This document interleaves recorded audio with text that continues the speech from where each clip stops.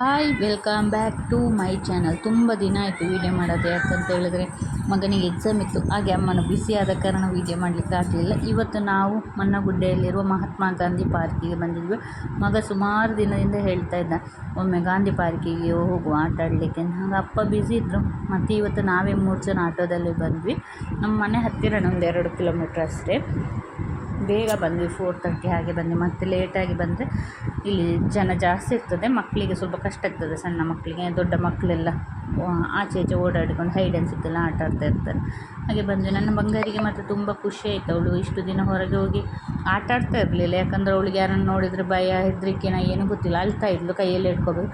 ಇವತ್ತೇನೋ ನನ್ನನ್ನು ಬಿಟ್ಟು ಒಂದೇ ಕೂತ್ಕೊಂಡು ಆಟ ಆಡ್ತಾಯಿದ್ದೆ. ಅಷ್ಟೊತ್ತಿಗೆ ನೋಡಿ ಇವನು ಬಂದು ಸ್ಪೀಡಾಗಿ ತಿರುಗಿಸ್ತಾನೆ. ಅವಳಿಗೆ ಹೆದರಿಕೆ ಆಗ್ತದೆ ಆ ಥರ ಎಲ್ಲ ಮಾಡಿದ್ರೆ. ಇವನು ಇದರಲ್ಲಿ ಜಂಪ್ ಮಾಡಂತ ಹೇಳಿದರೆ ಮರ ಕೋತಿ ಆಟ ಆಡ್ತಾ ಇದ್ದಾನೆ ಇವನು. ಅವನಿಗೆ ಹೆದರಿಕೆ, ಯಾವುದ್ರಲ್ಲಿ ಕೂಡ ಆಟ ಆಡಲಿಕ್ಕೆ ಹೆದರಿಕೆ. ಮತ್ತು ಇವಳೊಟ್ಟಿಗೆ ಸ್ವಲ್ಪ ಸೇರಿಕೊಂಡು ಆಟ ಆಡೋ ಅವಳಿಗೆ ಖುಷಿ ಆಗ್ತದೆ ಅಂತ ಹೇಳಿದೆ. ಹಾಗೆ ಒತ್ತಾಯದ ಮೇರೆಗೆ ನಿಂತಿದ್ದಾನೆ. ಯಾಕಂತ ಹೇಳಿದ್ರೆ ಅವನಿಗೆ ಊರಿಗೆ ಹೋಗುವ ಅಂತ ಮೊನ್ನೆಯಿಂದ ಹೇಳ್ತಾ ಇದ್ದಾನೆ. ಊರಿಗೆ ಹೋಗ್ಲಿಕ್ಕೆ ಅಪ್ಪ ಬಿಸಿ ಇದ್ದಾರೆ. ನಾನು ಇವರನ್ನಿಬ್ಬರನ್ನು ಕರ್ಕೊಂಡು ಹೋಗ್ಲಿಕ್ಕೆ ಆಗೋದಿಲ್ಲ, ಲಗೇಜ್ ಎಲ್ಲ ಇಟ್ಕೊಂಡು. ಸ್ವಲ್ಪ ನಾಟಿ ಅಲ್ವ ಇವರು. ಹಾಗೆ ಇಲ್ಲಿ 3 ಮಂಗಗಳಿದ್ದು ಅದನ್ನು ನೋಡಿ ತುಂಬ ಖುಷಿ ಆಯ್ತು ನನ್ನ ಮಕ್ಕಳಿಗೆ. ಇದೇನು ಅಂತ ಅವನ ಹತ್ರ ಕೇಳೋದು. ಅದಕ್ಕೆ ಅವನ್ನೆಲ್ಲ ಅವಳಿಗೆ ಎಕ್ಸ್ಪ್ಲೈನ್ ಮಾಡ್ತಿದ್ದಾನೆ. ಅವಳಿಗೆ ತುಂಬ ಖುಷಿ ಆಯ್ತು ಇದು ನೋಡಿ. ನನಗೆ ತುಂಬ ಖುಷಿ ಆಯಿತು, ಯಾಕಂದರೆ ಮಕ್ಕಳು ಆ ಥರ ಕ್ವಶನ್ ಕೇಳಿದ್ರೇ ಅವರಿಗೆ ಅದು ಏನಂತ ಅರ್ಥ ಆಗುತ್ತಲ್ಲ. ಅದು ನನ್ನ ಮಗನಿಗೆ ಅದರ ಬಗ್ಗೆ ಎಲ್ಲ ಗೊತ್ತಿರ್ತದೆ, ಅವನು ಎಕ್ಸ್ಪ್ಲೈನ್ ಮಾಡ್ತಾನೆ. ನಾನು ಹೇಳುವ ಅವಶ್ಯಕತೆಯೇ ಇರೋದಿಲ್ಲ.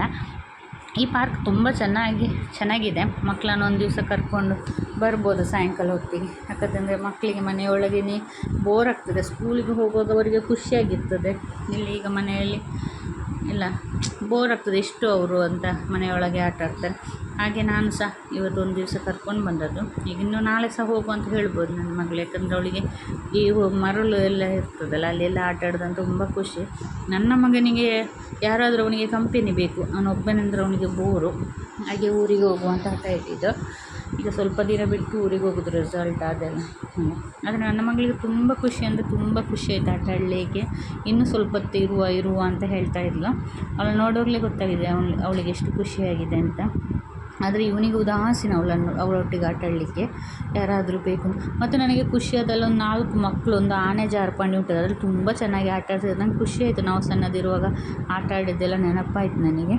ಇಲ್ಲಿ ಸುಮಾರಾಗಿದೆ ಪಾರ್ಕೇನು. ತುಂಬ ಕದ್ರಿ ಪಾರ್ಕ್ದ ಆಟದ್ದೆಲ್ಲ ಇಲ್ಲ, ಸಾಧಾರಣವಾಗಿದೆ.